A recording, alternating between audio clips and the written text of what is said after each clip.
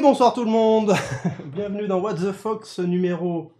Il n'y a pas de numéro en fait, mais c'est l'épisode du mois de novembre. Hein. On va essayer d'en faire plusieurs quand même. Je suis ce soir accompagné de Champomix, qui devient un habitué quand même. C'est moi. Et une nouvelle tête. La chaise, on l'avait appelée, à une certaine émission. Tu vois là, tu me dévoiles pas. On va dire Anaïs, ça sera plus sympa quand même pour ce soir.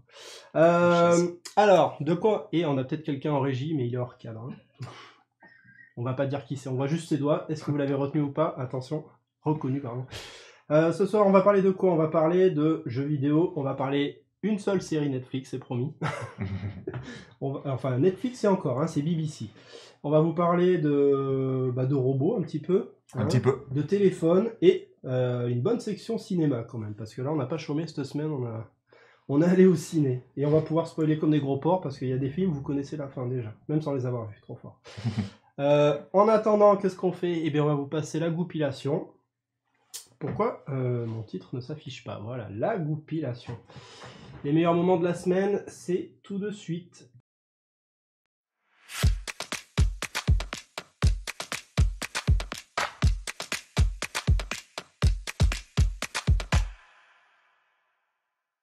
Avant, c'est vrai que, franchement, on va pas se mentir.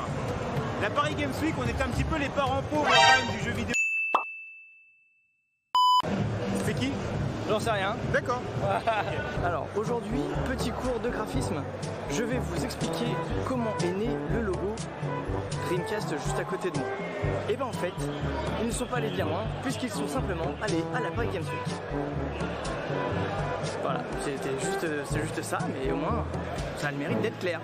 Il y a eu deux, trois bonnes vannes dans la Oui, chatbox. j'ai vu, mais c'est Minotaur. Attends, je vais juste en profiter pour brancher la console parce que je crois qu'elle n'est pas branchée. Oui, Ah, bah elle est voilà. pas branchée, c'est pour ça. Ah, qu'elle vas-y, est c'est pas branché, comment veux-tu hein? Comment veux-tu qu'on y joue?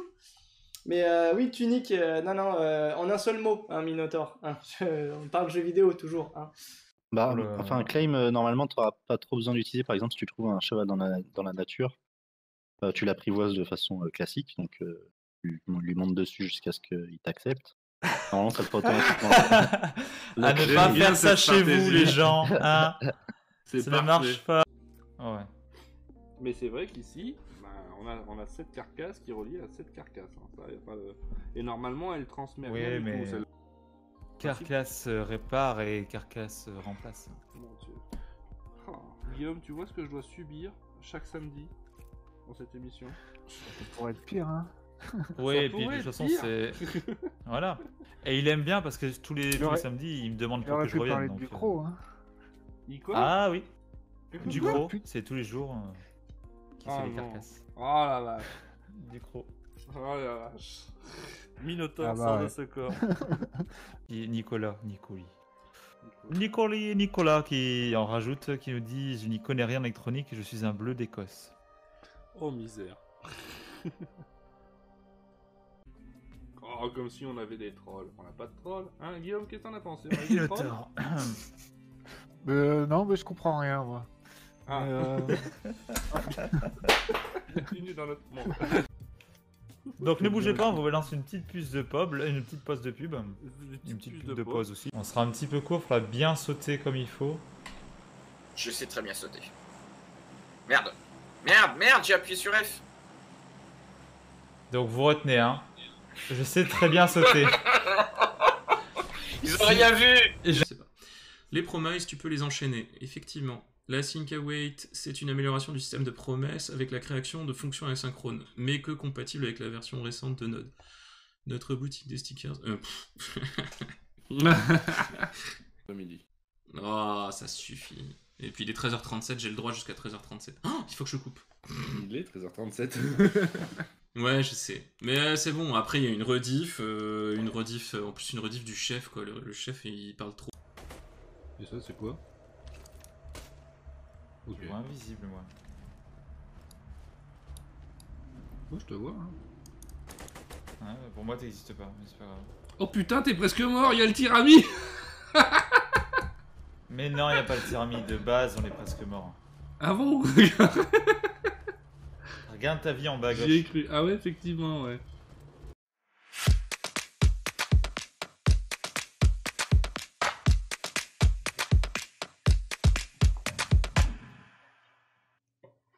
nous revoilà. Encore une bonne session. Voilà, Carcasse remplace, Carcasse répare. Bravo Valguard, j'espère que tu es dans la chatroom et que tu assumes ta blague. Hein.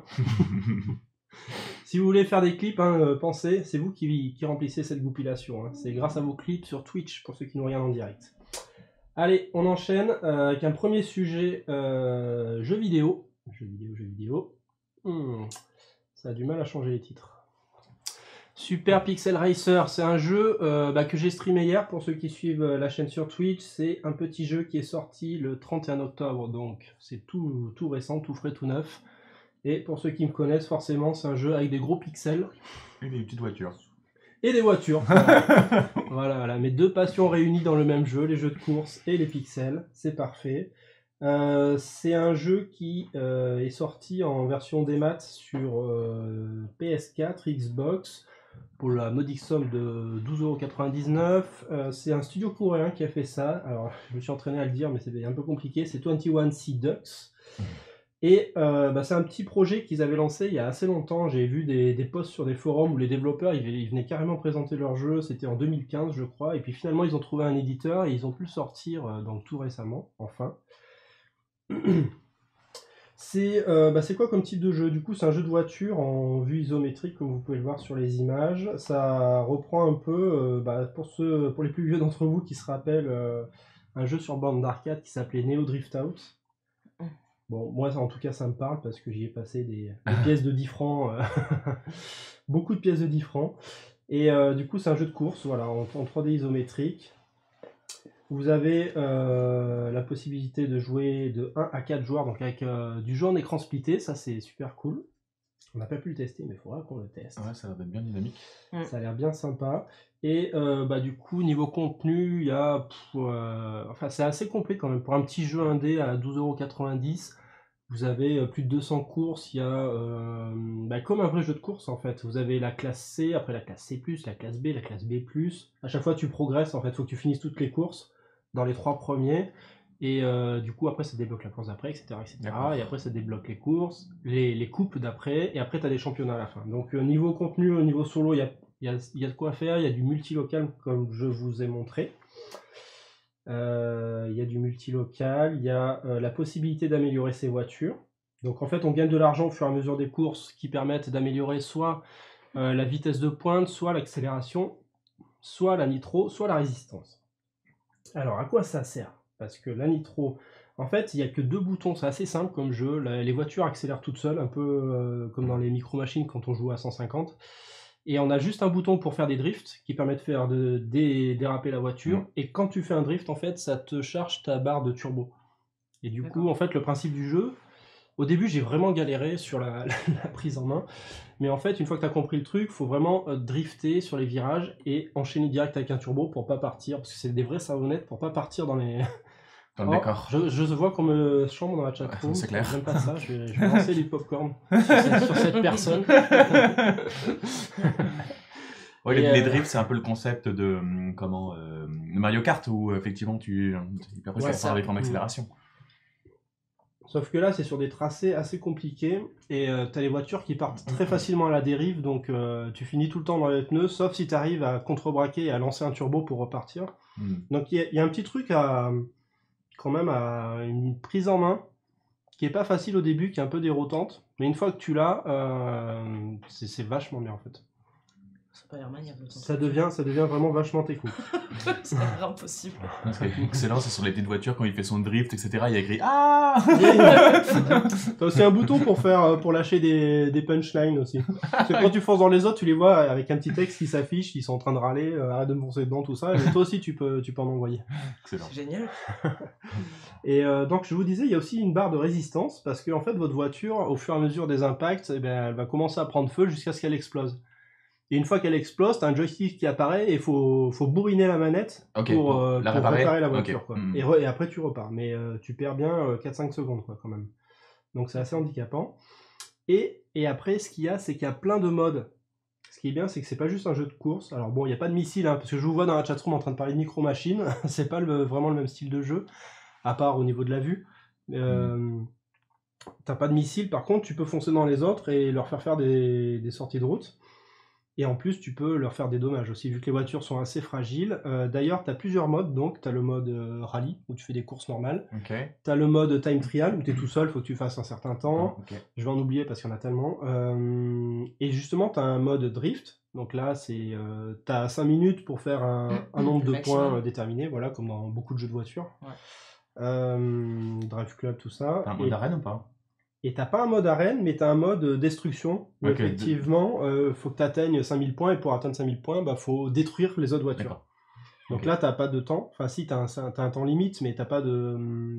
T'es pas obligé de faire la course, t'es pas obligé d'être premier, quoi. Faut juste C'est juste de détruire la voiture. Voilà, faut juste que tu prennes quelqu'un en cible, et que tu t'acharnes sur lui jusqu'à ce qu'il explose, et après tu passes au prochain, quoi. Un peu comme Oui, ça c'est un peu Mario Kart, justement. T'as un truc comme ça. Ouais, tout à fait. Donc là, sauf que c'est pas des missiles autoguidés, tout ça, c'est vraiment, ça reprend quand même tes compétences de pilote, parce qu'il faut quand même bien viser, il faut attendre le virage pour lui foncer dedans, pour l'éjecter dans les pneus, etc. Donc c'est assez rigolo. Qu'est-ce que je peux vous dire de plus? Ah si, il y a un mode rallye aussi qui est sympa, on a vu ça, je vois, il y a Pierre dans la chatroom, il était encore là hier à la fin du stream. À la fin de certains championnats, tu as un mode rallye où du coup tu pars d'un point A jusqu'à un point B. Ouais. Et ils te disent, faut que tu parcours 50 km, tu as des checkpoints, comme dans les vieux jeux d'arcade. Et du coup... Tu te bats contre le timer? Voilà. T'as pas de circuit en fait, tu vois pas la map sur le coin de l'écran. Et là, comme on disait hier, le problème c'est que la caméra elle est assez proche. Donc quand tu roules, quand tu es sur la première classe, la classe C avec les voitures qui roulent à 2 à l'heure, ça va, t'as pas encore à conduire. Mais quand tu roules à fond, je peux te dire que les virages avec les chicanes, ça devient compliqué. Ça devient un vrai jeu de réflexe, quoi. Ça devrait... Après, tu connais la map, le circuit par cœur. Tu peux pas, justement, parce que quand tu es en mode rallye, ce que je me suis rendu compte aussi, c'est que le circuit il est généré aléatoirement. Ah, ok, d'accord. ok. Donc, chaque fois que tu recommences, tu recommences de zéro, quoi. Et donc, c'est vraiment basé sur tes réflexes. Et on est vraiment typiquement dans les jeux d'arcade de l'époque, où c'est du réflexe. Totalement du réflexe. D'accord. Donc, niveau mode de jeu, vous avez le mode solo dont je vous ai parlé avec toutes les différentes classes qui mélangent les différents types de courses. Vous avez un mode course simple où vous choisissez tous les paramètres que vous voulez. C'est ce que j'ai fait en premier. J'ai commencé... Dans la chatroom, ça dénonce. J'ai vu. Merci. Qu'est-ce que j'étais en train de dire du coup? Je sais pas. Voilà, si, les modes de jeu. Voilà, les modes de jeu. Donc, vous avez un mode course simple, comme dans tous les jeux de voiture, où vous choisissez votre arène, votre type de voiture, etc. Moi, j'ai commencé par ça, je vous le déconseille, parce que du coup, forcément, j'ai pris directement une voiture qui allait vite. Et quand tu connais pas la maniabilité du jeu, j'étais là, mais en fait, c'est tout nul, ce jeu, c'est injouable. Et en fait, faut vraiment faire le mode solo, commencer avec les voitures qui vont doucement, histoire de bien appréhender le truc. Du coup, si vous avez des amis qui jouent à ce jeu et qui commencent à maîtriser un petit peu le truc, je pense que le mode multi, alors là c'est à 2, mais à 4, à 2 ou à 4, ça doit être vraiment génial, quoi. Mais justement, est-ce que c'est vite maniable pour t'amuser en soirée? Mais non, je pense qu'il faut quand même que chacun passe bien un quart d'heure à tester le truc. Ou alors personne... Ou alors tout le monde part de zéro. Mais personne ne comprend rien. Voilà. Et voilà. D'accord, si tu t'es entraîné, c'est fini. Bon, voilà, je ferai exprès de ralentir si vous voulez. Voilà, bref, c'est un petit jeu qui est sur PS4, Xbox. La sortie sur Switch n'est pas encore officialisée, donc c'est sûrement dans les tuyaux. Ça, en tout cas, je vois pas pourquoi il sortirait pas sur Switch, c'est un peu bizarre. Et il s'y prête en tout cas tout à fait. Donc voilà, c'est Super Pixel Racers. Je vous referai peut-être un stream de ce jeu. Vu que j'ai bien aimé, pourquoi pas en refaire un autre. Voilà. Allez, on enchaîne. Je vais passer à Bodyguard, que personne n'a vu non plus. Non, Bodyguard. Non, moi je sais pas vu encore. Tu me l'as conseillé, mais j'ai pas encore regardé. Je vous l'ai conseillé, alors on va pas le regarder parce que c'est une série. Alors, elle est sur Netflix, mais en fait c'est une série qu'ils ont rachetée qui est sortie cet été sur la BBC. Donc une série anglaise, 6 épisodes de 58 minutes, donc c'est correct. Ça a été créé et écrit par Jed Mercurio, bon voilà, que je ne connais pas particulièrement.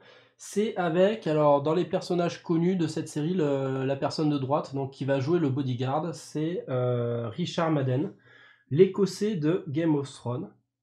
Vous vous rappelez? Robb Stark. Je vous ai mis exprès cette photo pour que vous ayez un peu le stress des gens en vous. Pour ceux qui l'ont vu, vous voyez à quoi ça fait référence. Hein, la scène qui traumatise. La scène qui traumatise.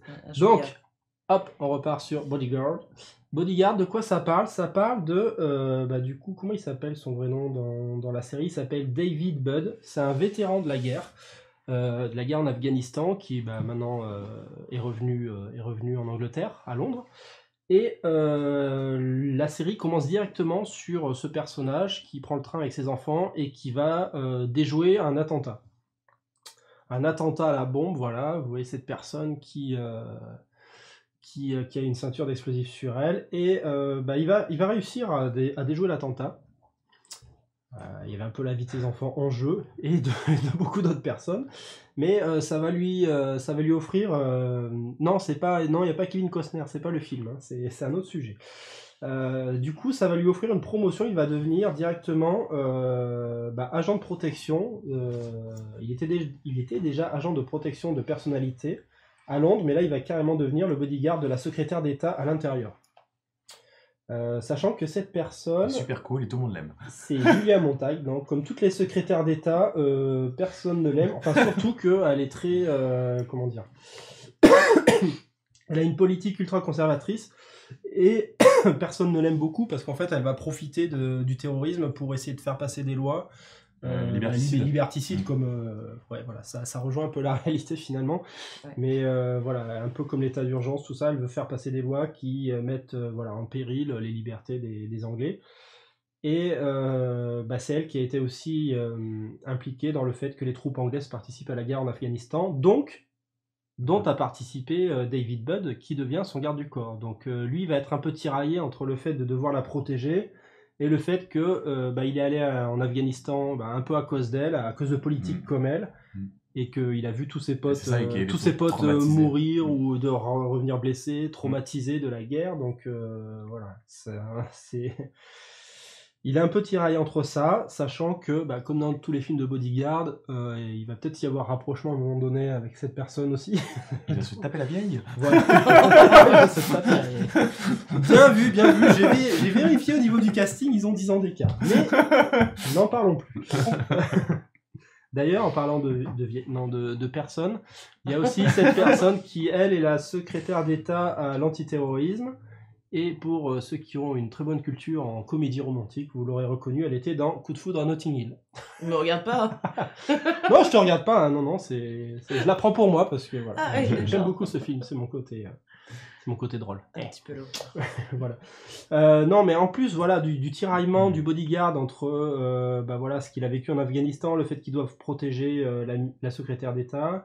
Il y a en plus de ça une espèce de conspiration qui se met en place entre les différents ministères, entre ceux qui essaient de lutter contre les terroristes, ceux qui veulent utiliser les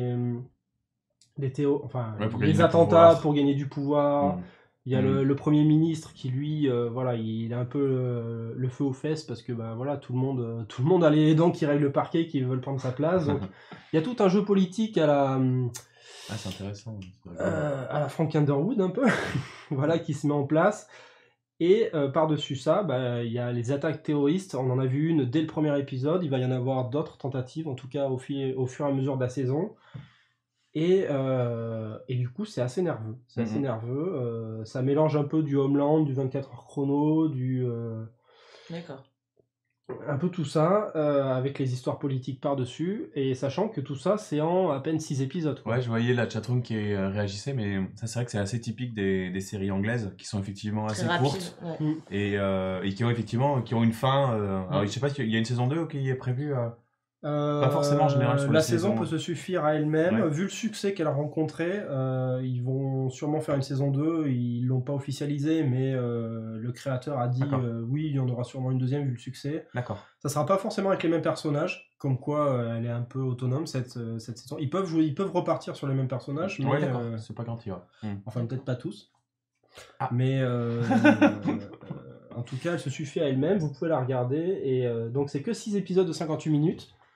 Ça fait quand même un bon petit morceau, mais c'est vrai que ce format évite un peu ce qu'on évoque à chaque fois qu'on présente une série Netflix, c'est-à-dire le creux du milieu de saison, quoi. Ouais, du coup, ils n'ont pas eu à étirer les histoires. Là, par exemple, l'histoire entre le bodyguard et la ministre, ils auraient pu étirer ça sur 2 épisodes. Enfin, bon, il y a plein de choses. Il y a plein de choses. Lui, par rapport à sa vie aussi, parce qu'il est revenu en Angleterre, mais forcément avec sa femme, vu qu'il est à moitié traumatisé, ça se passe pas très bien. Avec les enfants, ça se passe pas très bien. Il est un peu autiste et tout ça. Donc, non, pas tant que ça. Moins que dans First Man, mais on en parlera tout à l'heure. Mais bon, voilà, il y a plein de choses qui font que c'est une série assez nerveuse, qui se laisse vraiment bien regarder, et que du coup, je vous conseille vraiment. Sur toutes celles que j'ai vues sur les derniers mois, je vous avais parlé de la série d'horreur sur un dernier épisode, qui était vraiment cool. Bah, celle-là, voilà, pareil, vraiment cool aussi à regarder. Mais j'avoue, Minotaur, Doctor Who... il y a des séries anglaises qui sont longues. Oui, c'est vrai. Mais qui sont bonnes. Comme Doctor Who, c'est excellent quand même. C'est excellent, ouais. Pareil. Voilà. Allez, je passe la main à Florent. Oui, à moi. Qui va nous parler d'un petit chat. D'un truc chelou de Boston Dynamics, mais version cute. Une version cute et version en carton, ou en réalité plutôt en bois. Mais un petit projet de robotique que j'ai trouvé sur une plateforme de crowdfunding. Alors la plateforme que je connaissais pas, elle s'appelle Indiegogo. Alors je sais pas si vous la connaissez. Indiegogo, si, c'est connu. Moins connu que Kickstarter forcément. En fait, en général sur Indiegogo, c'est les projets qui foirent. Ah merde. Mais bon, celui-là, sans vouloir spoiler, je pense qu'il est pas mal. Regardez comme c'est cute. C'est un robot qui tient un Raspberry. Qui tient son microcontrôleur ou son circuit. C'est Trip en fait. C'est Trip, ouais, exactement. Tiens, regarde, voilà mes tripes. Et donc voilà le projet. Alors le projet est déjà financé. Il reste encore, je crois, 12 jours de financement, mais ils ont atteint effectivement leur quota. Le projet est backé, ce qui fait que ça va sortir vraisemblablement l'année prochaine, rapidement en 2019. Et le projet, c'est effectivement un petit chat qui est vendu avec une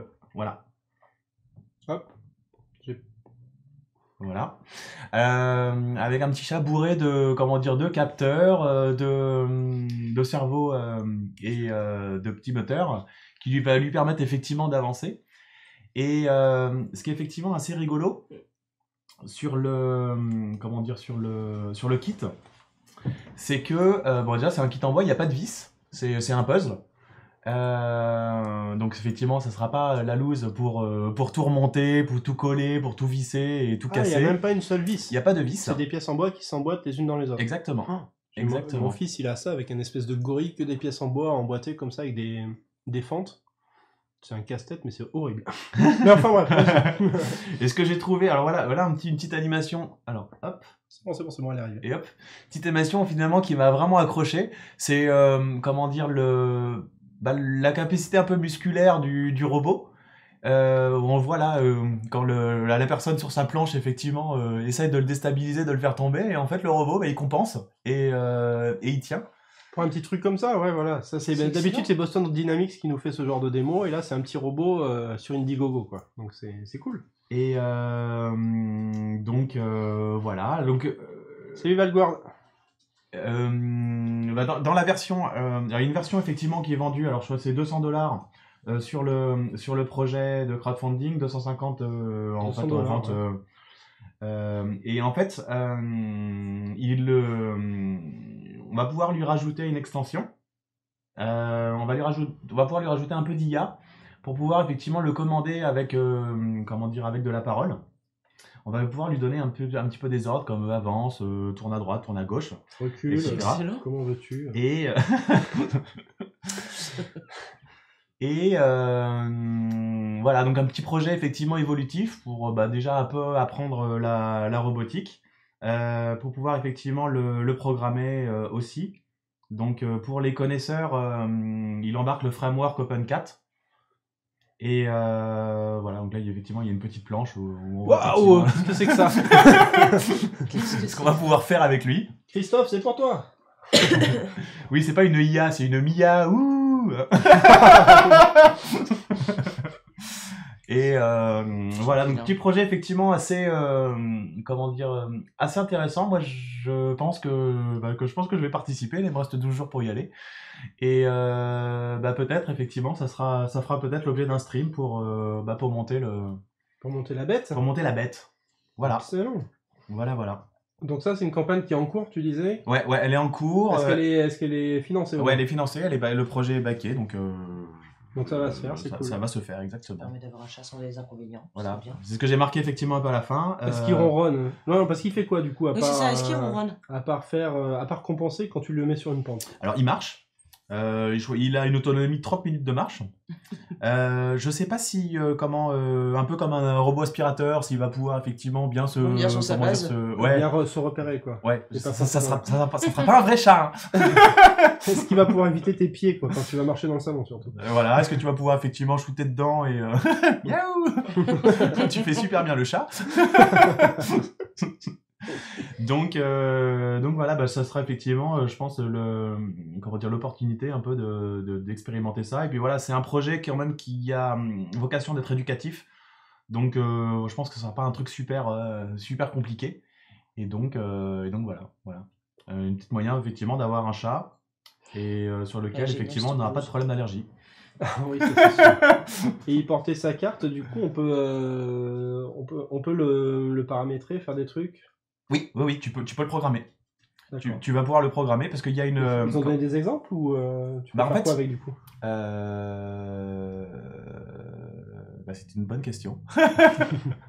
Pour l'instant, pas donner les détails, mais en fait, tu vas pouvoir quand même jouer avec derrière. C'est ce que tu disais quoi. En fait, sur les vidéos, tu voyais en fait qu'il était capable d'interagir avec un autre un autre modèle, enfin le même, pas un de ses semblables. $400. Et voilà, $400. C'est des malins. Mais voilà, l'objectif, ça va être de le faire avancer, de lui donner des ordres, de le faire revenir. Oui, et puis après, ça va être sûrement à toi de programmer des routines ou des choses comme ça. Exact. Voilà. Donc je pense que c'est vraiment, un support pédagogique. D'accord. C'est cool ça. Voilà. Communauté OpenCat. J'aime bien l'idée. Voilà, il y a un framework qui est assez connu effectivement sur la robotique. Il y avait d'autres robots qui avaient été proposés. Alors celui-là, voilà, il a la particularité d'être en bois, facile à monter. Et donc voilà, il y a un framework pour les programmer, pour les guider, etc. Et voilà, ce fameux framework s'appelle OpenCat. Ok, très bien. Bon, et bien on va passer à la section cinéma du coup avec Chicha. À peu près 3 films à la queue leu. Pour ceux qui n'aiment pas le cinéma, vous pourrez sauter la partie au moins. Mais c'est mal parce que vous allez rater des bons films. Je vous le dis là, on a vu du bon. On a vu, pour commencer, Bohemian Rhapsody. Bon, est-ce que je vous le présente vraiment? Parce que je pense que vous en avez tous entendu parler. C'est le biopic sur Freddie Mercury, enfin sur Queen. C'est vrai que c'est un peu centré sur Freddie Mercury. Oui, mais c'est sur Queen à la base. Voilà, c'est sûr. C'est Bryan Singer qui a fait ce film, qui dure 2h14. Il a fait le film j'ai vu jusqu'aux 2 dernières semaines où il s'est fait virer. Donc c'est Dexter Fletcher qui a fini le film. Apparemment, il y a eu des embrouilles avec l'acteur principal. Après, il avait des problèmes perso, donc il venait pas tous les jours sur le tournage, donc c'est un peu embêtant pour faire un film. Donc il n'a pas fini le film, mais il en a fait quand même les 90%. C'est avec Rami Malek. Rami Malek, que vous avez tous vu dans Mr. Robot, normalement. Qui, moi ça me plaisait pas trop quoi, de voir cet acteur faire Freddie Mercury, parce que... Bon après j'avoue, moi je suis fan de Queen, mais je suis pas fan jusqu'à avoir étudié toute l'histoire du groupe.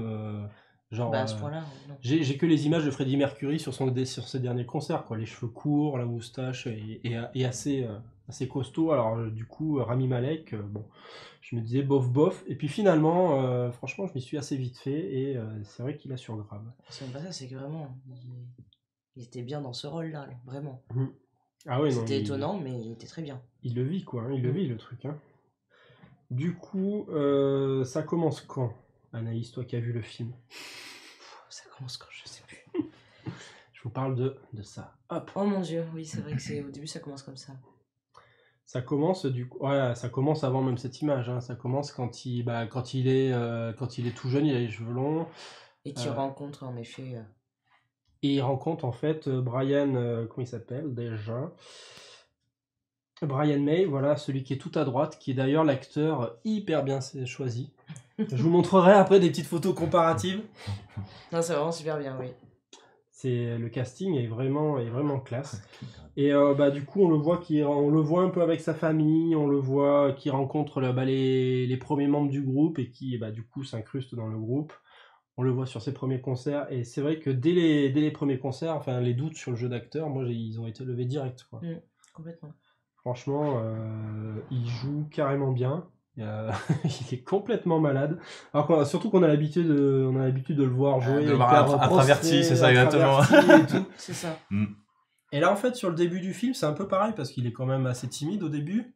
Ouais. C'est un petit genou qui est un peu perdu, qui rencontre un groupe finalement. Bon.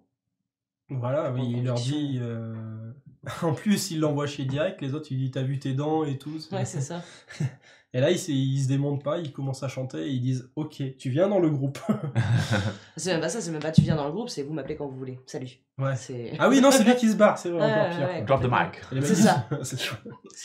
T'as vu mes dents, mais regarde ma voix. Voilà, c'est ça, carrément. Et voilà, après ils commencent leur premier concert, ça envoie du pâté. Au niveau acteur, à part Rami Malek, si on a quelques têtes connues quand même, notamment, alors celui-là, je l'avais même pas reconnu dans le film, je savais pas qui il était. Le mec d'en haut qui joue leur producteur, qui s'appelle Ray Foster. En fait, c'est Mike Myers. Ah ouais. Mike Myers qui jouait dans Wayne's World forcément et qui faisait les cons sur Bohemian Rhapsody. Si vous vous rappelez cette scène culte de Wayne's World. Qui c'est qu'on a en tête connue? On a lui aussi. À droite, est-ce que vous le reconnaissez? Où est-ce qu'on l'a vu? Oui. Lui, il est tellement typé rôle de méchant gros pourri que ça fait un peu bizarre de le voir, mais c'est effectivement Littlefinger de Game of Thrones. Ah oui, bah oui. Voilà, avec les cheveux comme ça et tout, et avec le sourire. Enfin, si, remarque qu'il sourit beaucoup dans Game of Thrones, mais c'est pas des bons sourires. Je peux faire une petite blague? Oui. Parce qu'on est sur les acteurs. Il y a Charlie. Ouais. Il y a Charlie, voilà, on l'a retrouvé, il est sur la gauche. Il est sur la gauche. Vraiment bien ta blague, vraiment. Merci.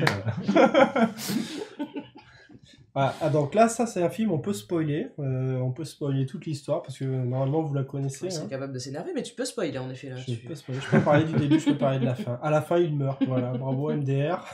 Super, merci.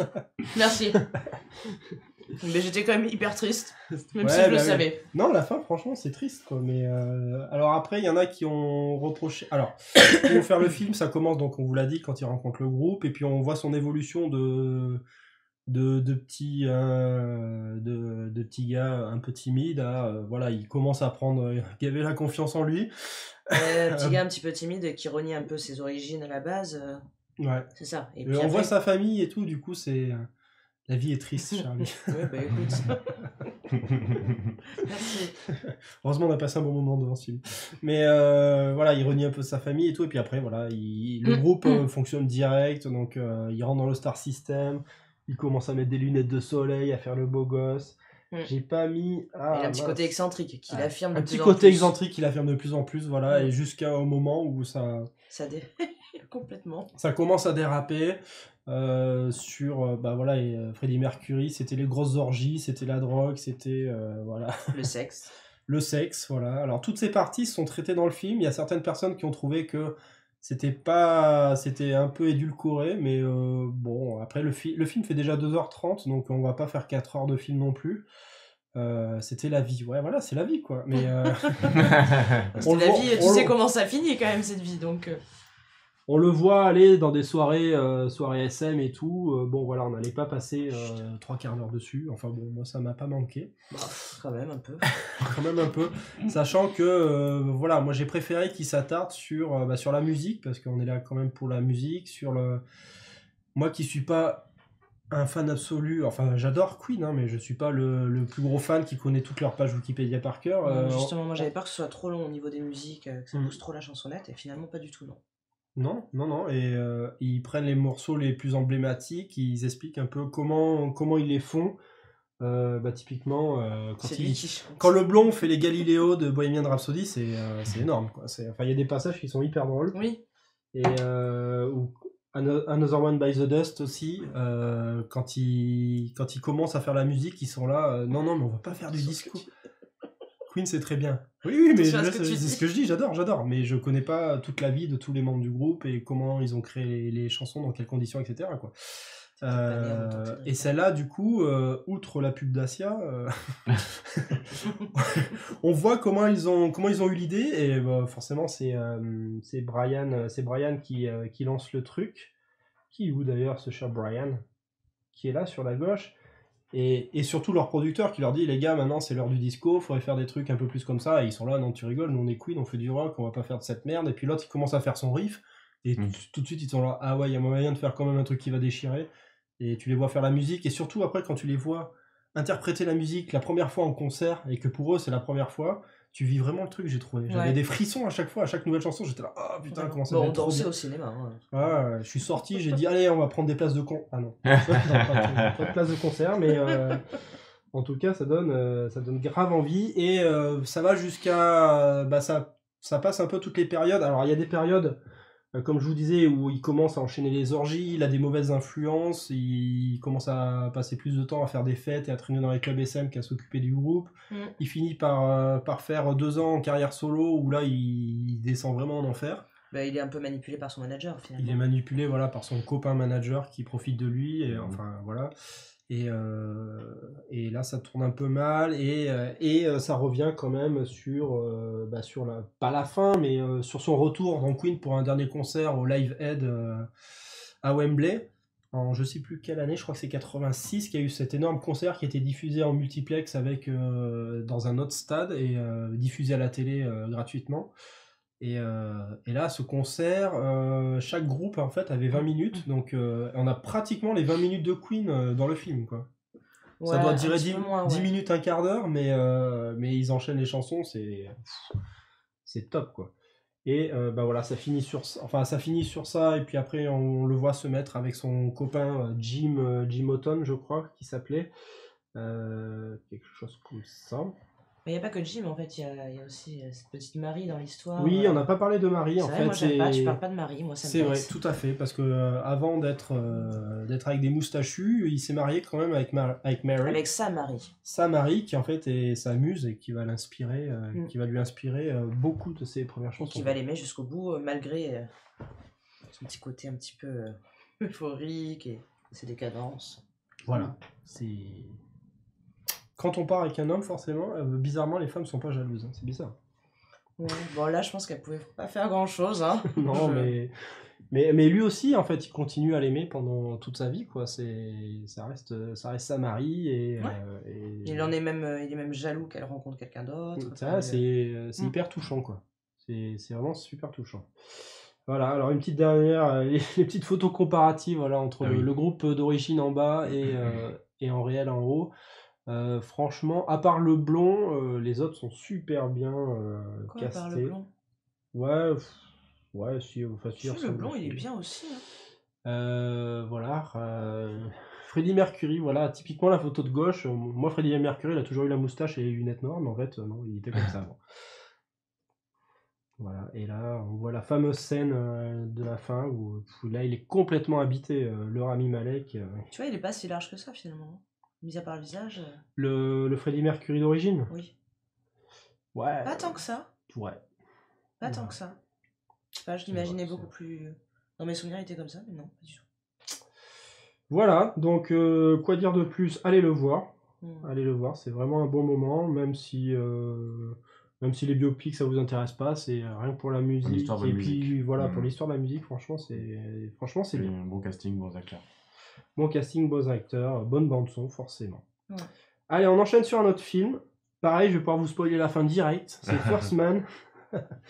First Man, c'est l'histoire de Neil Armstrong et surtout de l'envoi du premier homme sur la Lune par les Américains. Il est sorti il y a un peu plus longtemps, le 17 octobre. Il dure 2h22, donc c'est un bon gros morceau aussi. Il est fait par Damien Chazelle, qui avait fait La La Land et Whiplash. Je sais pas comment on le prononce ça. Et donc qui retrouve son acteur fétiche Ryan Gosling. Oui. Le voilà. Le voilà, non, mes doigts ne marchent pas. Voilà, le voilà. Super. Bon, l'affiche elle est vraiment moche. Il y a d'autres affiches qui ont été mieux réussies quand même. Et donc cette fois on va partir sur. Alors je vous dis spoil la fin direct pour une fois j'ai le droit. Il va marcher sur la lune. Voilà. Et bah non. Non en fait vous avez rien compris. Il atterrit sur la lune et de l'autre côté il y a les nazis. Il y a les nazis exactement. Comme dans un autre film beaucoup plus drôle. Donc on va voir la Terre est plate. Il meurt aussi à la fin. Là on va pas jusque là, ça s'arrête un peu avant quand même. Ça fait une petite semaine triste en effet. C'est vrai ils meurent tous les humains, c'est chiant. Hein. Quoique Neil Armstrong non il est pas mort alors arrêtez de dire des bêtises. Lui ça va. Donc on part quand même du moment où avant qu'il soit à la NASA il était à la NACA avant un organisme de recherche qui est devenu en fait la NASA plus tard. Hein. Donc il a été d'abord dans l'armée de l'air, mais on le voit pas. La Lune est plate. Ça aurait été un bon spoil, ça. Je pense que s'ils font des parodies du film, ça, ils vont sauter dessus, quoi. Et en fait, on le voit à ses débuts de pilote d'essai pour la NACA, donc l'ancêtre de la NASA. Et on le voit surtout, je pensais pas que ça serait tourné sous cet angle. On le voit surtout sur sa vie intime et familiale, quoi. Ouais, finalement, je pensais pas que ça allait être comme ça aussi. Parce que je savais pas que Neil Armstrong, il a eu une fille qui est morte d'une tumeur, genre elle avait 3 ans. Non, un petit peu plus, je crois, 5 ans, mais elle était toute petite, oui. Elle est toute petite, et ça commence sur ça, et tu le vois qui est détruit par la perte de sa fille, et ça commence, c'est chaud, quoi. Ouais, il est complètement chamboulé, complètement détruit, il fait les choses un peu... Et après, ce traumatisme, tu vas voir qu'il va le garder pendant tout le film. Enfin, pendant toute sa vie, forcément, hein, j'imagine. C'est justement pour ça qu'ils en parlent, à mon avis, c'est pour expliquer pour certaines missions où il est un peu perturbé, il est... Ou alors c'est pour expliquer le jeu de Ryan Gosling qui est un peu figé comme garçon. Arrête de critiquer Ryan, je ne te permettrai pas, je m'en vais. C'était l'astuce en fait. Je pense que c'était l'astuce. Voilà, donc ça parle de tous les essais qu'ils ont pu faire avant d'arriver au fameux lancement pour aller sur la Lune.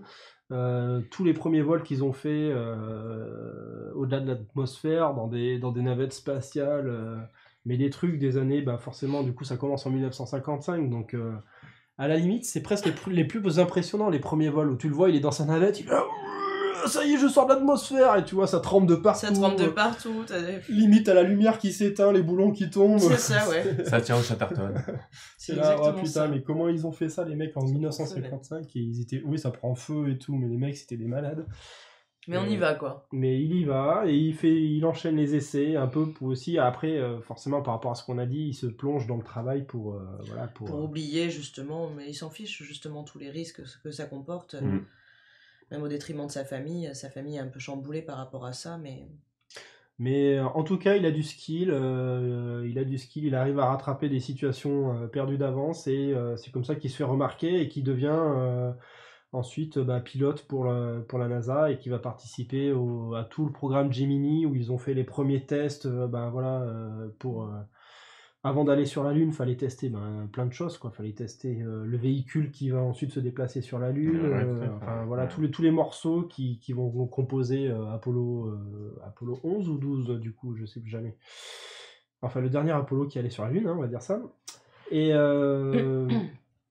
donc on va le voir rentrer dans la NASA, on va le voir se lier d'amitié avec tous les autres pilotes, parce qu'ils sont, je sais pas, au début ils sont peut-être une trentaine en tout, une classe de super pilotes qui vont participer à tout ce programme, à tous ces essais.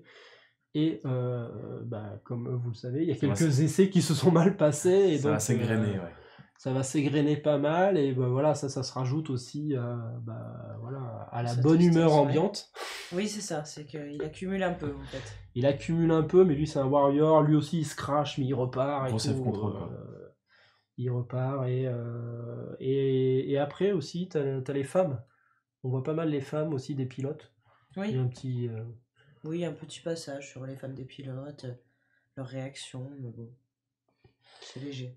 C'est léger, mais voilà. Moi, je trouve qu'ils ont insisté sur certains points qui n'étaient pas forcément utiles, et d'autres où on aurait aimé avoir un peu plus de détails, et on reste justement sur notre fin. Donc après... Et sur quoi on aurait aimé avoir plus de détails? Je sais pas, tu as l'entre-deux justement, entre sa réussite et le premier décollage, où t'as pas tellement de détails, oui en effet il détaille plus sur sa vie, sur ses femmes, ses enfants. C'est vrai que moi en voyant la bande-annonce, je m'attendais à un truc style blockbuster, et c'est ouais on fait des essais, ouais on va sur la lune, il va se passer des trucs de fou, on va revenir sur Terre, ça va être compliqué et tout.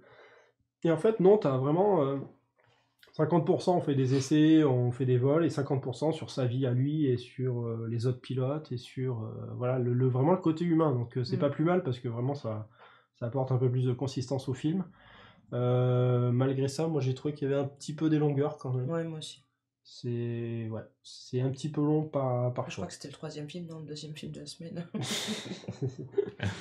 Donc voilà, on voit aussi Buzz Aldrin qui en fait lui aussi c'est un remplaçant de remplaçant et qui est joué, alors je vous ai montré aucune image, vous m'en voudrez pas, je vais vous en montrer. Ah Buzz il est là, regardez il est là à droite, qui forcément c'est un acteur vachement à la mode, qu'on voit un peu moins en ce moment. Ouais, on le connaît.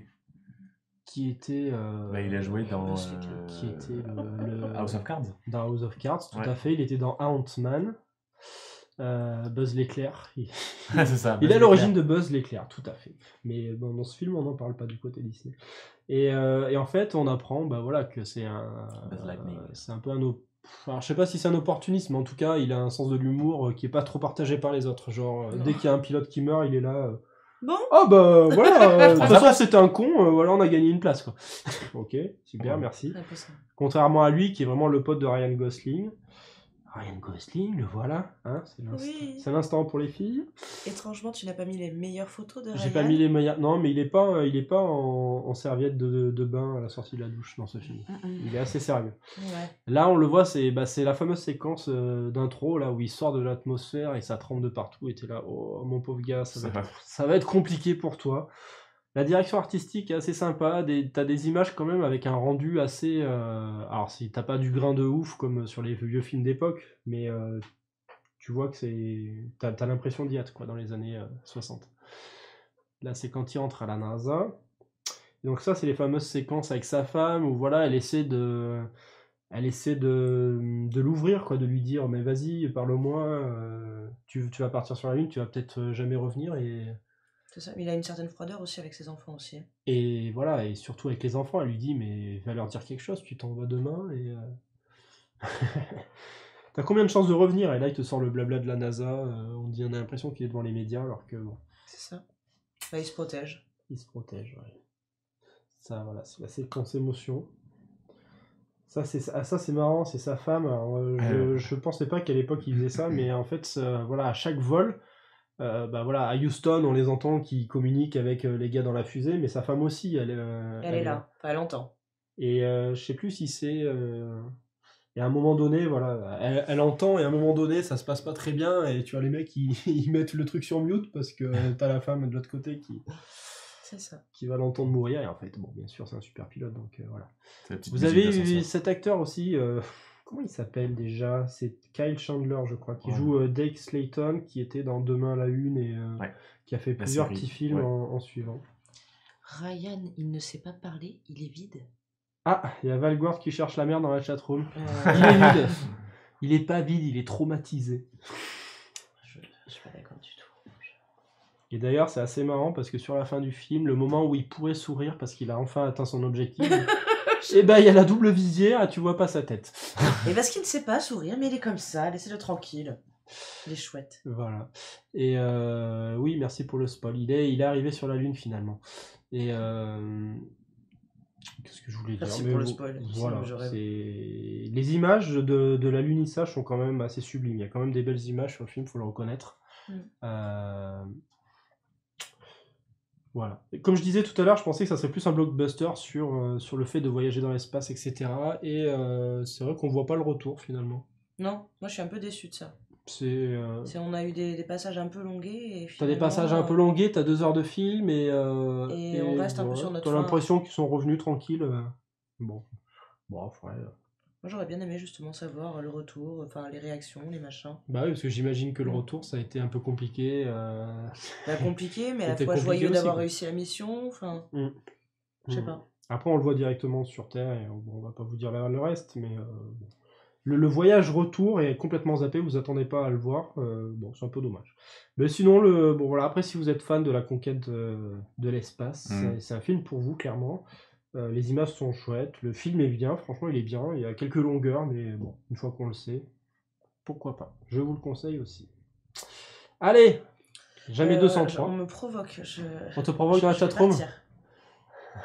Je vais partir. Il n'y a pas de retour, le but du film c'était de laisser Ryan sur la lune. Non, c'est pas drôle, je n'apprécie pas du tout. Allez Ryan, on va tourner une scène, on va sortir des studios, on t'emmène là-bas et on te laisse. Très bon. Allez, un peu plus de légèreté, on va passer sur le jeu. Le jeu, ce n'est pas un jeu, c'est un film qui est sorti en même temps que First Man le 17 octobre, qui dure cette fois qu'1h30. Et qui est une comédie française. Quoi ? On parle d'une comédie française dans What the Fox, mais qu'est-ce que c'est que cette horreur ? Ouais, c'est un peu douloureux comme ça. C'est un peu douloureux dit comme ça, mais en fait c'est assez rigolo comme film. C'est un film de Fred Cavaillé qui avait fait Pour elle, à bout portant, Les Infidèles, Radin. Bon, Radin, je voulais pas le mettre parce qu'il n'a pas une bonne pub, mais Pour elle, c'est vraiment bien. À bout portant, c'est pas mal. Les Infidèles, bon voilà, c'est pas mal. Et en tout cas, celui-là, il est bien, mais ce que j'ai appris, c'est qu'il s'est pas foulé. Parce que je savais pas, mais c'est un remake d'un film italien. Ah bon ? Ah bah super. Voilà, qui s'appelait Perfetti Sconosciuti. Voilà, j'aurais dû répéter peut-être. Hein. Qui est sorti en 2016. Mais c'est pas grave, parce que j'imagine que vous ne l'avez pas vu. Donc, ça va être l'occasion de découvrir ce scénario, en tout cas, avec plein d'acteurs français. Là, par contre, tu fais attention à ne pas spoiler. Là, par contre, je vais pas du tout spoiler parce que c'est une fin à rebondissement et même une soirée à rebondissement. En fait, ça va être un peu sur le même principe du Prénom, si vous l'avez vu avec Patrick Bruel et. Non, je l'ai pas vu celui-là. Et le dîner de con, voilà. Enfin, c'est des huis clos. Voilà, là, c'est une soirée entre amis, donc exactement comme le Prénom, avec plusieurs couples qui vont discuter, rigoler, et puis au bout d'un moment, il y a quelqu'un qui reçoit un SMS, je sais plus ce que c'est la cause, mais ils vont décider de lancer un jeu. Et tu sens qu'il y a déjà... tu sens qu'il y a des tensions entre... Il y a des tensions forcément, ce sont des couples, il y en a qui sont ensemble depuis X années, et puis ça part, je pense, de la petite jalousie de madame, où monsieur reçoit un message, et puis il a tendance un petit peu à le cacher, et là, elle se dit, mais si on faisait un jeu, tiens non.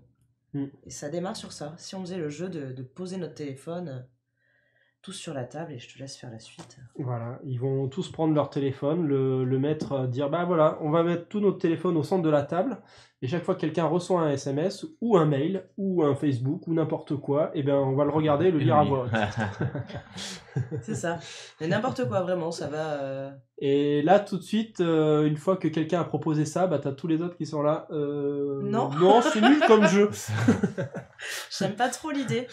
Moi, je suis moyen chaud, donc bon, et finalement, voilà, il va y avoir un peu de provoque, et finalement, ils vont devoir tous se plier au truc. Et comme vous pouvez l'imaginer, forcément, ça va amener des situations un peu cocasses. Un peu voilà. cocasse. Bah, imaginez une soirée avec vos amis, à poser tous le téléphone sur la table, et puis voilà. Oh bah moi ça va, toi, je sais pas ce que tu reçois comme message, mais... Moi j'ai pas de problème. Des pubs de Jardiland, mais j'ai pas envie que tout le monde sache que j'ai 30% chez Jardiland. Chez Jardiland. Voilà. C'est ça. Ouais, c'est dans la bande-annonce. Hein. Spoil pas la bande-annonce, s'il te plaît. Donc, j'ai reçu un message de Jardiland en plus, donc... Ah, très bien. Tu es ce genre de personne. Oui, tout à fait. D'accord. Besoin de fleurs dans ma vie. Donc, sans vous en dire plus, ça va être forcément rigolo. À un moment, ils font un selfie tous ensemble et t'as la notif qui apparaît sur le téléphone. Et, ça, justement, c'est avant qu'ils commencent le jeu. C'est ça qui déclenche le truc. Là. Ils sont en train de prendre le selfie, puis t'as la notif qui apparaît. Ils sont là. Quoi ? Non. C'est pendant le jeu. Ouais, c'est pendant le jeu. Ah. Justement, où ils commencent un peu à calmer. Je crois qu'il y avait déjà eu une Discord et puis ah oui, là, ils font une pause, ils vont faire le selfie. Allez, et là, t'as un truc horrible qui arrive. Ouais. C'est ça. Voilà. Et voilà, c'est rigolo. C'est rigolo. T'en as qui vont s'échanger les téléphones pour se couvrir l'un l'autre, sauf que en fait, celui qui devait recevoir des trucs gentils, il reçoit des trucs chelous aussi. Plus horrible. C'est en train des gros quiproquos. Franchement, c'est vraiment drôle. C'est vraiment drôle. Donc dedans, vous avez Bérénice Bejo, j'ai envie de dire la jolie Bérénice Bejo. Pour les fans d'OSS 117, vous l'aurez reconnu. Vous avez l'ex-Miss Canal qui s'appelle je ne sais plus comment, mais ça doit être un truc... Non, c'est Doria Tillier, voilà, tout à fait, c'est ce que tu as dit, merci. Vous avez Vincent Elbaz, hop, tout en haut, vous avez Roche Dizem, vous avez Suzanne Clément, que je ne connaissais pas, qui joue bien, et vous avez, il est où? Bon, Vincent Elbaz, il est excellent. Donc voilà, ça c'est... Il y en a qui bloquent le réseau, apparemment, si ça arrive. Valguard, moi je m'en fous, je regarderai pas mon téléphone pour le déverrouiller, je risque Il pas. a le même téléphone que moi. Ah ouais, il se déverrouille avec ta face. Oh là là. Et vous avez Grégory Gadebois. Alors pendant le film, je me suis demandé où c'est que je l'avais vu, le gros monsieur là, sur la gauche. Et en fait, il était dans Les Revenants, une série Canal+. Ah oui. Avec des enfants qui sont morts et qui réapparaissent tout d'un coup. Exactement, tout à fait. Et lui, ça, il joue un gros psychopathe dans la montagne. Ouais, c'est surtout son frère qui est un bon psychopathe, ouais. Oui, c'est vrai. Lui, il joue un rôle tout gentil et en fait, voilà. il me disait quand même... Le faux semblant. Voilà. Et vous avez le très drôle Stéphane de Groot aussi. Voilà. Est-ce qu'on rajoute quelque chose de plus? Non, parce que sinon...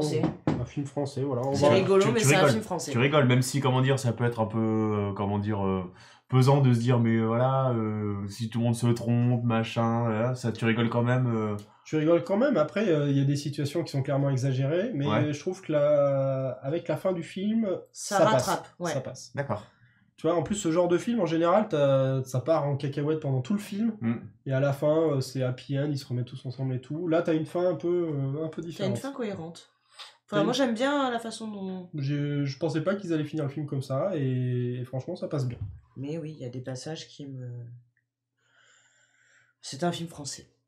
Ah ouais? Ça reste un film français. C'est mignon, c'est sympa. Franchement, j'ai passé un bon moment. Peut-être pas forcément d'aller le voir au cinéma, mais en tout cas, dès qu'il sort à la télé ou en VOD... au cinéma, entre potes, tu passes un bon moment, tu rigoles. Ouais, tout à fait. Moi, je suis content d'être allé le voir. Ouais. Allez, on enchaîne. On sort du cinéma cette fois. Il y a Florent qui va nous parler de, un peu de son téléphone, voire de son futur téléphone. En fait, non. En fait, non. Ouais, j'ai voulu vous faire effectivement une petite news sur le OnePlus 6T. Sachant que toi, tu as le... J'ai le OnePlus 6. Voilà, donc tu peux nous faire un retour du OnePlus 6 en même temps. Exactement. Alors déjà, avant de commencer effectivement la news, une petite question, parce que je me suis demandé pourquoi, à la chatroom, pourquoi effectivement le OnePlus 6T. Voilà, donc voilà, le premier qui arrive à savoir sans trop tricher, parce que bon, c'est quand même assez affiché sur le net. Un bout de tortilla. Il faut venir le chercher à Bordeaux. Super. Voilà, pourquoi le OnePlus 6T. Comme c'est Cédric qui va répondre, il pourra venir. Alors... Pas de LG G6. Non, pas de LG G6, mais c'est effectivement... j'ai failli pencher pour la gamme LG, j'avais un LG avant, j'avais un LG G2, qui effectivement était en bout de course, il fallait effectivement changer. Il était bien en bout de course. Et effectivement, ouais, j'ai opté pour le G6, pour le OnePlus 6. Alors pourquoi j'ai opté pour ça? C'est principalement par rapport à la légèreté de la surcouche Android. On est effectivement très proche avec... je me rappelle plus effectivement du nom de la... Voilà, OxygenOS. De la surcouche, en fait, on est très très proche de Android Stock, donc la version effectivement pure de Google. Et parce que en fait, avec LG et G2, sur les 5-6 ans où j'ai eu mon téléphone, j'ai dû avoir 2 mises à jour. Et ça m'énervait ça. Et ça m'énervait. 2 mises à jour. Voilà. Tandis qu'avec le OnePlus 6, bah déjà, ça fait, je l'ai acheté cet été, au mois de juillet, j'ai déjà eu, 3 mises à jour, donc dont la mise à jour majeure là, pour passer sous Android Pie. Et donc déjà, effectivement, j'ai déjà vu cette différence-là. Maintenant, je vais vous parler effectivement un peu de... Comment dire... Alors attends, est-ce que quelqu'un a trouvé pourquoi c'est 6T et pas 6S comme tout le monde? Non, personne. Ça aurait fait un peu trop iPhone. Hein. Bon, t'as donné un peu un indice, mais... Un indice dans ma bouche. Donc... Non, moi je trouve que c'est pas un indice, hein, mais bon.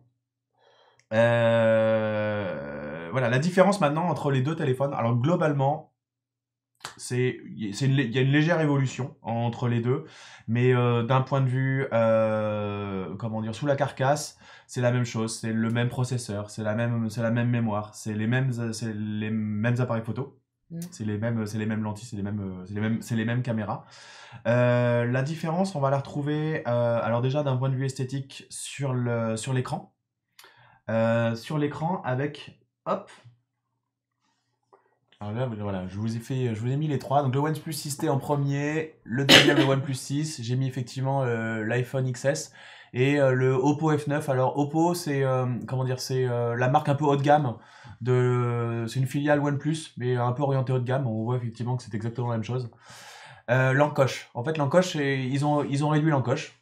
Donc moi, c'est quelque chose, l'encoche, qui me gêne absolument pas sur le téléphone. Je suis pas du tout gêné par les encoches. Je suis beaucoup plus gêné par les écrans qui se disent borderless, mais qui te mettent effectivement une grosse zone noire en bas pour mettre leurs composants, etc. Donc voilà, ça j'aime pas du tout. Là, ça va, ça reste assez léger. On peut dire qu'effectivement, que sur la partie borderless, l'iPhone est quand même devant. Même s'ils ont quand même une encoche qui est mouse costaud. Voilà. Donc voilà, cette première grosse différence esthétique, c'est l'encoche qui est réduite. D'un point de vue techno, voilà, ils ont rajouté le capteur d'empreinte sur l'écran. Ah, excellent. Voilà, sur le OnePlus 6, il est derrière. Voilà. On a effectivement une petite. Je sais pas si on arrive à le voir, effectivement. C'est un peu loin, non? Ouais, mais si on le voit un petit peu, on voit que. C'est là. Et alors voilà, je sais pas effectivement si c'est. Moi, je me suis. Alors, déjà, avec la gamme LG, j'avais déjà des boutons derrière mon téléphone. Ah oui, bouton en du volume. 1998, il y avait déjà ça. Je l'ai acheté en 2002. Ah, j'étais pas loin. Non, j'ai acheté en 2012, oui, pardon. Je sais. Pas dire de bêtises. Et maintenant, effectivement, j'avais déjà cette habitude-là, mais quand je prends mon téléphone, hop, je l'attrape par derrière. Hein, classe, et voilà, et puis je lui mets un doigt derrière. Tu lui mets un doigt, voilà, okay. Ça c'est bon, la compilation, j'y suis dedans. Ça va partir dans l'équipe. Et voilà, il est directement déverrouillé. Alors il y a les options, bien effectivement, déverrouillage par ça déverrouille. Forcément. Oui. Quand on met le doigt derrière. Bon, vous êtes très Monsieur surenchéri. Bonjour madame. Bonjour monsieur. Et voilà, donc technologiquement c'est une avancée, c'est voilà, mais bon, moi je suis pas, c'est pas ce qui m'aurait effectivement décidé à acheter ce téléphone-là.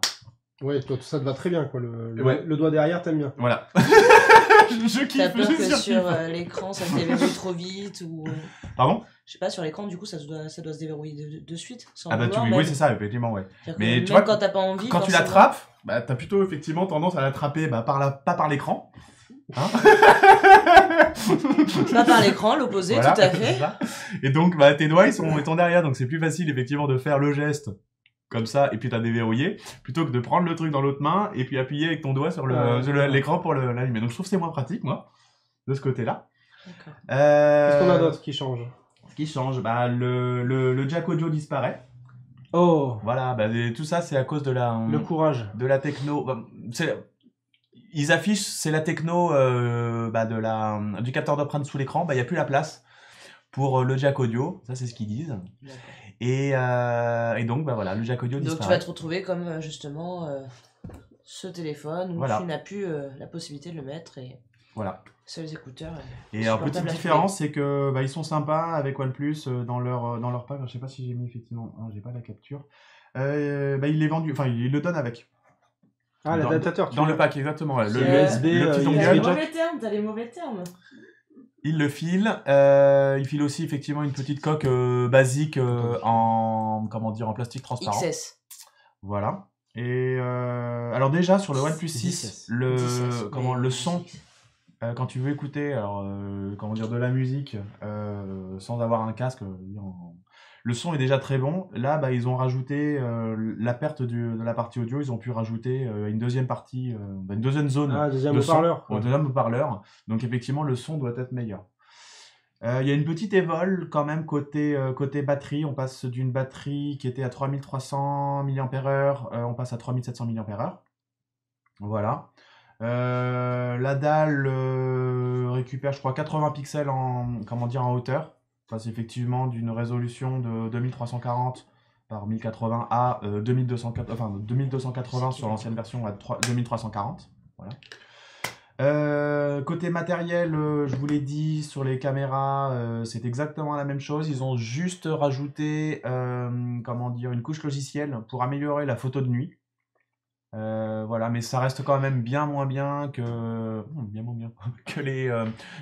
que les photos sur Pixel 3 et voilà et appareil effectivement sur le segment haut de gamme. Quoi. Exactement, voilà.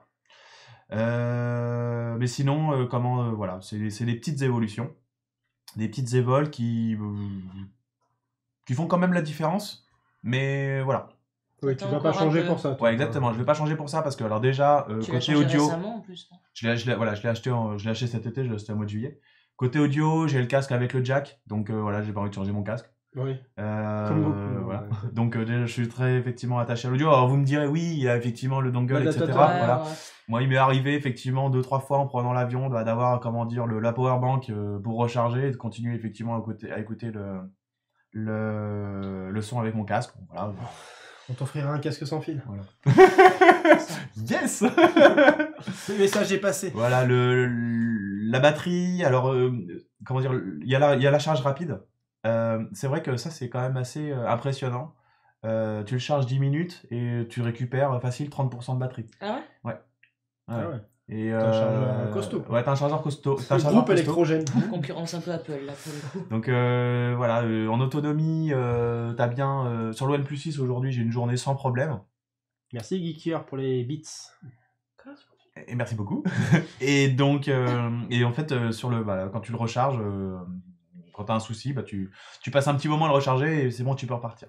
Donc, merci pour ce message surtout. Voilà. Donc voilà, on est sur Oxygen OS, ça je vous en ai parlé, l'expérience est super fluide. Au niveau tarif, on est sur... alors, hop. Voilà, je suis allé récupérer hier soir la capture des tarifs. Attends, du coup, je vois rien. Et en fait, voilà, on est sur du téléphone quand même, d'un point de vue stuff, bien haut de gamme et bien à moitié prix de ce qu'on peut trouver, à la concurrence. Donc voilà, ça aussi c'était pour moi, un bon critère de choix. Voilà, moi j'ai pris effectivement le 8 Go à 256 Go. 8 Go de RAM et 250 Go de stockage parce que je fais effectivement des images au drone, donc je mets le téléphone dessus. Ah, c'est vrai, et ça lag pas du tout. Faut que tu nous fasses un retour sur ton drone d'ailleurs. Volontiers. Et voilà, je vous ai tout dit. Ouais, je suis allé récupérer aussi les best price. Il y a Stéphane dans la chatroom qui a reçu aujourd'hui son 6T. 8 Go, 256, il déchire. Ah bah voilà. Ouais, il a fait aussi le choix du 256. Après, voilà, le 256 Go, si on ne fait pas beaucoup de photos, je pense que ça ne sert pas à grand chose. Je pense que le 128 est largement suffisant. Oui. C'est pour ceux qui le blindent de série télé, quoi. Ouais. Je vois pas d'autres explications. Et voilà, après, c'est vrai que je trouve que la dalle est assez... Sur ce genre de téléphone-là, la dalle est grande. Depuis que je l'ai, il m'est arrivé... Ma fréquence de pocket call a explosé. Ah oui. Ah oui. Donc tu m'as déjà appelé avec ta poche. Donc voilà, chose à savoir. Et puis voilà, non mais c'est un super bon téléphone. Je regrette pas effectivement du tout d'avoir pris ça par rapport à la gamme LG. Et mais bon, voilà, je n'ai pas de LG, donc c'est vrai que la comparaison est... Bon, ok, très bien. Eh bien, merci pour ce retour. De rien. On va conclure avec, vu que c'est un peu chaud dans la chatroom, avec The Sexy Brutal. Qu'est-ce que c'est? C'est un jeu vidéo qui est sorti, alors je l'ai mis en dernier parce qu'il n'est pas tout neuf, le pauvre, il est sorti en 2017. Pourquoi tu fais cette tête? The Sexy Brutal, c'est un jeu qui est sorti alors sur PC, PS4, Xbox et qui est sorti récemment sur Switch. Si vous le cherchez en boîte, il n'existe que sur PS4. C'est pour ça qu'il y a la jaquette. Il coûte 20 €. Alors, qu'est-ce que c'est Sexy Brutal? Sexy Brutal, c'est le nom d'un casino dans lequel va être donnée une grande soirée, une soirée annuelle, durant laquelle, en fait, tous les invités vont se faire tuer par les membres du personnel qui sont possédés. On ne sait pas pourquoi, mais voilà. Ce soir, on est joyeux. On parle que de mort, c'est ça. Et donc, en fait, c'est une soirée masquée. Donc, ils ont tous un masque. Et dès le début du jeu, on voit que les masques ont soit des pouvoirs, soit des influences sur les gens. Et en fait, le jeu va être à la croisée du Cluedo. Anaïs y a joué un petit peu, donc elle va pouvoir nous en parler. Non, j'en parle. Non, j'y ai joué une demi-heure, mais... Mais le principe, c'est le principe, c'est que va y avoir des meurtres, et il va falloir empêcher ces meurtres. Monsieur, ça me rappelle un peu les Unlock, finalement. T'es toujours en train de chercher... Ouais. Et Un jour sans fin, pour ceux qui connaissent le film, voilà. On va jouer un personnage dont j'ai perdu le nom, mais qui a un nom assez non mémorisable, qui est au centre de la capture, voilà. Et dès le début du jeu, en fait, il y a une espèce de sorcière qui va toucher son masque et lui donner le pouvoir de remonter le temps. Et en fait, tout le principe du jeu, après, ça va être de découvrir... ça va dans la chatroom, merci Valguard de noter effectivement le peu de support que m'apporte ma voisine. Je fais une demi-heure, c'est toi le pro. Un jour sans fin, ça se passe à McDo.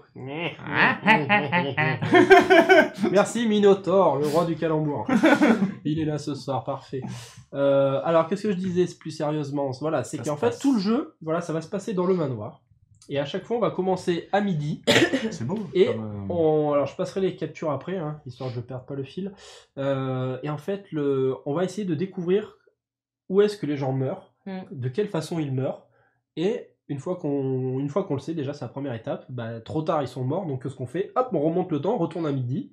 Et on va essayer de trouver des moyens d'empêcher le meurtre. D'accord.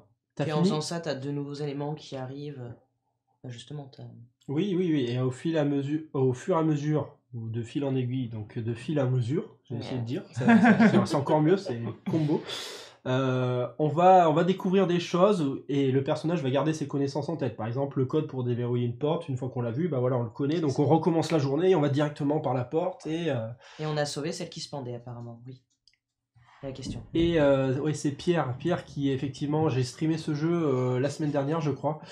Et effectivement, j'ai réussi finalement par sauver. À un moment donné, on voit une personne qui se suicide, qui se pend, et j'ai eu du mal à trouver comment faire, mais finalement j'ai trouvé. Hop. Alors je vous montre quelques images du jeu. Alors après, ça va se passer un peu comme un point and click. Là, je sais pas si vous voyez, ce qui est surligné en vert, ça va être des portes.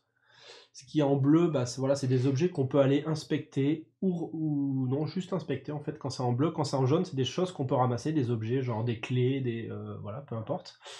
Et le truc, c'est qu'il ne faut jamais se retrouver dans une pièce à côté de quelqu'un d'autre. Du coup, qu'est-ce qu'on va faire ? Parce que sinon, comme je vous ai dit, les masques sont possédés et on se fait tuer si on se retrouve dans la même pièce que quelqu'un d'autre. Donc, ce qu'on va passer son temps à faire, c'est soit d'éviter les gens, de contourner les pièces, soit de regarder par les trous de la serrure et de surprendre des discussions comme c'est le cas ici. Et voilà, il va y avoir pas mal de... On va retomber sur une logique de point and click, un peu comme les jeux à l'ancienne, où on va mener son enquête, on va essayer de ramasser des objets, de les combiner avec d'autres pour essayer de faire certaines choses. À un moment donné, la toute première enquête, c'est quelqu'un qui se prend un gros coup de fusil à pompe par un gars qui fait le service. Donc qu'est-ce qu'on va faire ? On va essayer soit de remonter la journée assez tôt pour trouver le fusil à pompe et l'enlever ou le planquer ailleurs, soit trouver, alors c'est pas ça la solution, mais ça aurait pu être ça, soit trouver un autre moyen d'empêcher... C'est ça, c'est que tu testes plein de petits trucs, c'est assez marrant. Et t'as des réactions différentes à chaque fois, donc... Tu testes plein de choses. Tu peux aussi te planquer dans les armoires à chaque fois dans les chambres. Alors je sais pas si j'ai des exemples là, je pense pas, si peut-être là. On peut aussi se planquer dans les armoires et attendre que les gens viennent et du coup les écouter. Vous avez au niveau de l'interface, vous avez cette interface. Donc là on voit à gauche les personnes qu'on a pu sauver ou qu'on doit sauver, celles qui sont en noir. Sachant que à la manière d'un Metroid, en fait, chaque fois qu'on va sauver quelqu'un, on va récupérer le pouvoir de son masque. Ok. Donc le premier qu'on sauve, ça va nous permettre de remonter le temps un peu plus loin. Le deuxième qu'on sauve, ça va nous permettre d'avoir une ouïe un peu plus fine et de pouvoir écouter, de pouvoir mieux entendre à travers les portes. Ce qui va t'aider sur les prochaines étapes. Voilà, ce qui te permet en fait de débloquer d'autres parties auxquelles tu pouvais pas accéder, parce que par exemple tu avais un code et là vu avec ton nouveau pouvoir, il coûte combien? Il coûte 20 €. Voilà, tout à fait, et il est disponible sur toutes les machines. Et un autre truc intéressant, c'est la carte. Alors là, vous avez la carte du manoir, enfin du rez-de-chaussée, et vous voyez en bas de la carte, il y a une espèce de timeline, une barre temporelle en français, sur laquelle vous allez pouvoir jouer, déplacer le curseur, et au fur et à mesure de tout ce que vous voyez avec votre personnage, et ben ça va être enregistré dans cette carte. Donc une fois après que vous recommencez la journée, vous pouvez savoir que telle personne va dans telle pièce à telle heure, parce que vous pouvez bouger le curseur temporel en bas, et du coup on voit les personnages qui bougent sur la carte. Donc tu sais qu'il y a machin, à 16h il va aller dans cette pièce pour récupérer tel objet, donc toi ça se trouve faut que tu y sois avant, ou faut que tu ailles te planquer dans l'armoire à cette heure précise pour voir ce qu'il fait exactement dans la pièce. Et du coup, ça devient génial parce que c'est un vrai jeu d'enquête. Voilà. C'est Cluedo++, ouais. C'est vraiment du Cluedo++, ouais. Là, je vous montre, hop, voilà. Et à n'importe quel moment de la journée, quand vous voyez que vous avez raté votre truc ou que vous pouvez plus rien faire, hop, vous redémarrez. Et malheureusement, je peux pas vous spoiler, du coup, par exemple, là, cette scène, voilà, le lutteur qu'on voit au milieu, qui est en train de jouer au blackjack, et il va finir par se suicider, enfin se faire tuer en prenant un verre qui sera empoisonné. Donc quand tu vois ça de toute façon ça arrive, tu le vois d'une certaine manière, et quand tu le vois, tu dis bon, qu'est-ce qu'il faut que je fasse? Faut que je vienne dans la salle du casino pour enlever le verre, pour changer le verre, ou alors faut que je l'empêche de venir jouer au blackjack parce qu'il se lamente toute la journée parce que sa femme, je sais pas quoi, elle fait autre chose. Donc tu as plein de solutions en fait pour essayer d'éviter son meurtre. Et en fait, tout ce à quoi on avait pensé, finalement, c'était pas du tout ça. Fallait au contraire. Bon, je peux pas le dire. Oui, non, je peux pas le dire. Mais, on a eu des passages comme ça où on a galéré, où on a essayé pas mal de choses et finalement. Et quand tu trouves, c'est vraiment gratifiant, quoi. T'es là, ah génial, il réagit autrement, il fait autre chose et se faire suicider. Et soit ça suffit, soit ça suffit pas. Ça suffit pas. Et tu peux, jouer en équipe ou t'es tout seul derrière le... Non, t'es tout seul. Non, t'es tout seul, mais finalement, même si tu joues à plusieurs à ce jeu, tu peux t'aider. Moi, je trouve ça sympa. Ouais. On a joué à deux, ça se faisait plutôt facilement. C'était bien, ouais, je l'ai streamé un jour de la semaine dernière. Voilà, dans la chatroom, ça réfléchissait avec moi. Moi, j'ai trouvé que c'était assez sympa. C'était assez sympa. Qu'est-ce que je peux vous dire de plus? Au niveau de l'histoire, du coup, je l'ai pas fini. J'en ai sauvé, je crois, la moitié à peu près. J'en ai sauvé la moitié, voilà. Mais des retours que j'ai eus, l'histoire, la fin est vraiment cool parce que ça explique pas mal de choses.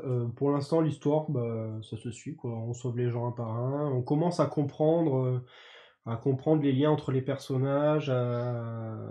Et voir qu'il y a des histoires qui se passent en parallèle, tu comprends pas trop pourquoi telle personne dit telle chose, mais ça va venir. La bande son est excellente, enfin la musique d'intro, elle donne la pêche et tout, c'est vraiment sympa. La difficulté est bien dosée, c'est-à-dire que la première enquête, c'est celle du fusil à pompe dont je vous ai parlé. Tu te vautres une fois ou deux en essayant de faire certaines choses, et finalement tu trouves un autre objet qui te permet de faire un autre truc, et c'est assez vite résolu. Et finalement les enquêtes à chaque fois c'est un peu plus dur, où tu découvres des nouveaux trucs, des nouvelles mécaniques, et c'est assez bien réglé au niveau de la difficulté. Le seul truc sur lequel j'ai un peu pesté au début, c'est que c'est pas un jeu qui va t'aider, c'est à dire que si tu trouves pas, tu trouves pas. Ouais, okay, t'as aucun indice, tu peux pas dire le jeu il te voit galérer, recommencer 20 fois la journée, et il va pas te dire au fait t'as pensé que dans cette pièce il y avait un truc par terre. Oui, tu t'aides tout seul grâce à Google. Soit tu demandes à Google, maintenant j'ai Google, soit tu soit t'es un warrior et tu recommences. Mais bon, faut s'acharner un peu de toute façon. Quand t'as un esprit logique, voilà, tu repasses dans toutes les pièces, tu cherches. C'est des casse-têtes, quoi. Tu dis, il va y avoir forcément un truc, là, cet objet, je m'en suis pas servi, il doit bien servir à quelque chose, donc voilà, tu peux combiner les choses. Et en plus, tu peux jouer avec plein de gens, donc finalement, ouais, et puis comme je disais, si tu repasses à des moments différents de la journée dans certaines pièces, il y a peut-être d'autres personnes qui vont passer, et tu vas surprendre une autre discussion qui va te permettre d'avancer dans ton enquête. Donc c'est assez cool. Donc, pour récapituler, ça s'appelle Sexy Brutal, c'est sur PS4, Xbox, Switch, PC. J'ai regardé partout, même sur Steam, il est pas en solde, il est encore à 19 €. Mais franchement, si vous aimez les jeux d'enquête, ça les vaut largement. Voilà pour ce dernier sujet de la soirée. On va vous dire au revoir parce que ça fait quand même plus d'une heure qu'on est là. Ah, est-ce que tu l'as dit pour le OnePlus 6 Bah non, justement, j'étais en train de me dire. T'as pas donné la solution. T'as pas donné la solution. Et personne n'a trouvé, comme quoi ils ont pas Google dans la chatroom. Non, ils sont nuls. Oui, ils ont pas. Ils ont pas chez où, ils s'en foutent. Ok. Ils sont partis sur autre chose. Ils sont partis sur les problèmes capillaires, j'ai l'impression. Oui, c'est clair. Alors pourquoi le 6T et pas le 6S? Ouais, exactement. Pourquoi là? Parce que voilà, leur marque de fabrique c'est OnePlus et ils se sont dit on va pas faire S, donc on va faire S, enfin OnePlus S, ça fait T. Parce que voilà, c'est ça. La lettre d'après le S, si tu fais S plus 1, ça fait T. D'accord. Voilà. Bon, moi quand j'ai vu le truc, j'étais un peu déçu. Je me suis dit, ils auraient pu faire un truc un peu plus rigolo parce que bon, ils s'affichent comme une marque effectivement un peu fun, voilà, qui se démarque des autres. Bon, voilà. Ouais, c'est mignon. Hein. Voilà. Ok, merci. Là, vous pourrez briller en société avec ça. Il y en a qui taillent sur les cheveux. Ça taille sur les cheveux, mais oh là là, Je sais pas, moi j'ai des cheveux, je me sens des jeux de mots dans tous les sens. Ah, on a du cheveu ce soir, vous avez On a vu. du cheveu ce soir. Tu te calmes, il y a un peu de cheveux. S'il te plaît. Il est désagréable. Et salut, bonne soirée. Si vous voulez nous retrouver sur Twitter, vous avez... Non, mon Seth Twitter Bonnet. qui est voilà, là-bas, devant les popcorn. Charlie avec 2 underscores. Si vous voulez retrouver Florent sur les internets... C'est ça. Florent, non, pardon, Champomix, je voulais dire. C'est Champomix. C'est ça aussi. Si vous voulez retrouver Moi, c'est la chaise, Anaïs, on la retrouve chaise, pas. eh ben, vous la retrouvez pas. Il faudra revenir tous les vendredis et peut-être que vous la reverrez un jour. C'est beau ce que tu dis. Seul le futur vous le dira. Si vous voulez retrouver toute l'équipe, c'est sur @STD Renegade. Alors vous avez le choix sur Twitter, sur Facebook, sur Instagram, c'est déjà pas mal. Juste sur Facebook, par contre, je crois qu'il n'y a pas de E à la fin. C'est STD Renegade.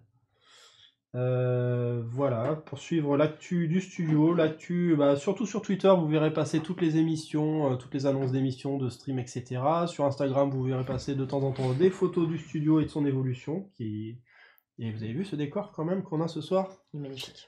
Hein? Ah. Oui, qu'est-ce qu'il y a? Qu'est-ce que tu me montres? Ah, de switcher, oui, tout à fait. Switchons. On me fait du langage des signes que je ne... Ouais, vous avez vu, c'est beau, hein? C'est beau. C'est beau, et comment ça a été réalisé et comment ça a été financé, tout ça, et bien c'est grâce à vous, messieurs, dames. C'est hein. juste de nous dénoncer sur tes cannes. Grâce à vous, si vous voulez nous soutenir, vous avez une première option, c'est d'acheter des bons petits stickers. Hop, il en reste, messieurs, dames, il en reste, c'est 6€ les 2 et 12€ les 5. Pour ça, vous allez sur le site internet que j'ai mis juste après, studiorenegade.fr. Vous verrez en haut, vous avez un onglet soit boutique, soit goodies, je ne sais plus. Ils sont en train de me provoquer. Ça provoque dans la chatterie. Il en reste très très peu et c'est hyper collector, donc jetez-vous dessus. On en reparlera plus tard pour Tekken. Hein On te chambre Oui, sur on Tekken. me chambre. On me chambre. Tu fasses un petit stream. Non, mais tu vas faire un stream de Tekken, voilà. Ça va mettre des lattes et des coups de pied. Je les ai tous battus, c'était tous ridicules et maintenant ils font semblant. Voilà. Enfin, je comprends pas. Ouais, parce qu'elle était à l'IRL et elle a mis des branlées un peu à Tekken. Donc, Merci. Voilà. Je suis un peu énervé. Bref. Un tournoi au studio, carrément, on pourrait faire une soirée Tekken, mais bon, je viendrai pas.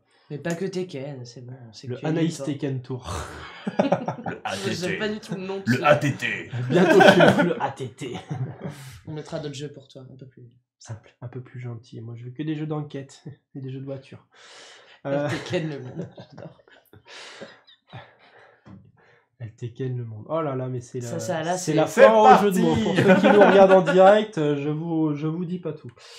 Donc studiorenegade.fr, vous trouverez plein de choses, vous trouverez tous les moyens de nous soutenir et de participer au financement de ce studio qui n'est pas gratuit malheureusement, hein, qu'on paye tous les mois. Donc merci, c'est grâce à vous.